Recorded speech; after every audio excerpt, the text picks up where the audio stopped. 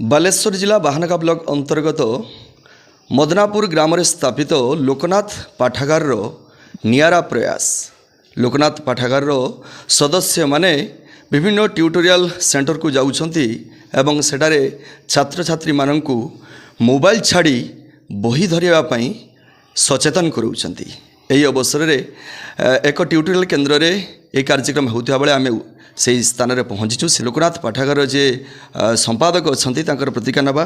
विकास कुमार शतपथी जड़े संग्राहक आम ए प्रयास ये करूँ आस मोबाइल छाड़ा बही धरवा पिला माने ग्रीष्म छुट्टी पड़ जाइए विद्यालय जापना तेणु ये कोचिंग सेंटर आसिक जहाँ जी समय से पढ़ुं कि से बाकी समयटा को विशेषकर ये मोबाइल देखार ही नष्ट कर।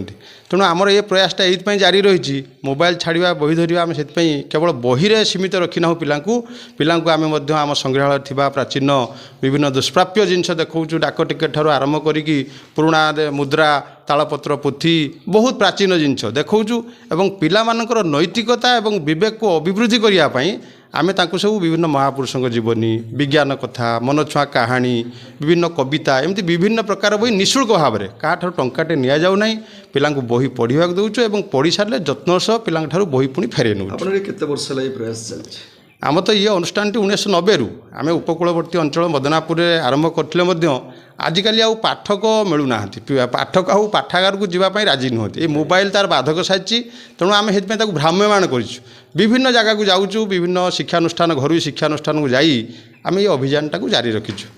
अच्छा ये पिला माने की प्रकार ग्रहण कर ना पिला तो निश्चित भाव में ग्रहण कर आम ये प्रयास गोटे करुँ ये गोटे अभियान एथरे आमे कहि पारू ना आमे केते सफल केते विफल होछु। विफलता एइतपाई किछि मिलुची जे पिलाटीए बही तो नौची से जत्न रखु नाही बही थरी थरी जीवा पर से पुणी फेरई पार नाही आमर किछि लॉस होउची किंतु आमे आनंद पाउछु।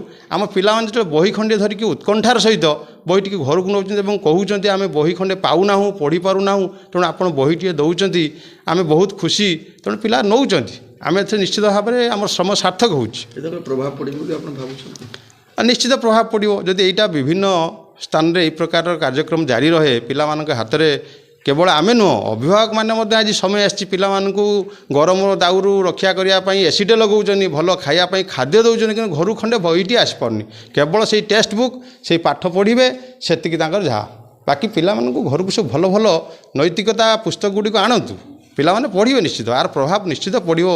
आम निश्चित भाव में ये कथा को स्वागत करवा।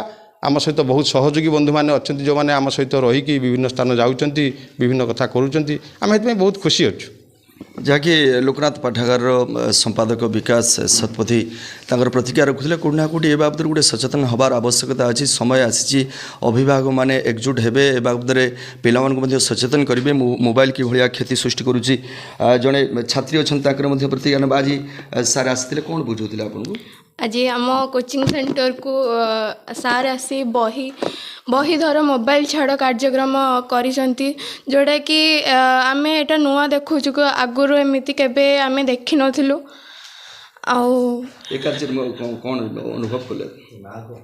जोड़ा कि आमे माने आमे आमर एबे खरा छुट्टी जो पड़ी आमे एबे मोबाइल ले पूरा पूरी ये हो जाइछु बही को आमे टोटाली ध्यान दोनु तो सेति सार आसी हमको केते मोबाइल व्यवहार करो मु देखे एमती केते समय दियो मोबाइल पे घंटे मोबाइल समय दबा भितर मोबाइल किछि सिखि पारो तमे हाँ कि बलिया व्यवहार करो मोबाइल एंटरटेनमेंट पाई एंटरटेन पाई भी देखे आउ को माने जेमती स्टडी पाई भी मो यूज करे। मोबाइल छाड़ी बही धरिबारे कोउथरे आनंद मोबाइल छाड़ी बही धरिबा ना मोबाइल देखिबा नहीं बही पढ़िबा बही पढ़ले कौन उन्नति था बही रे आमे विभिन्न विषय रे जानि पारिबु। मु विश्वजीत साहू शिक्षा प्रतिभा कोचिंग सेंटर रो 10म श्रेणी छात्र अटे।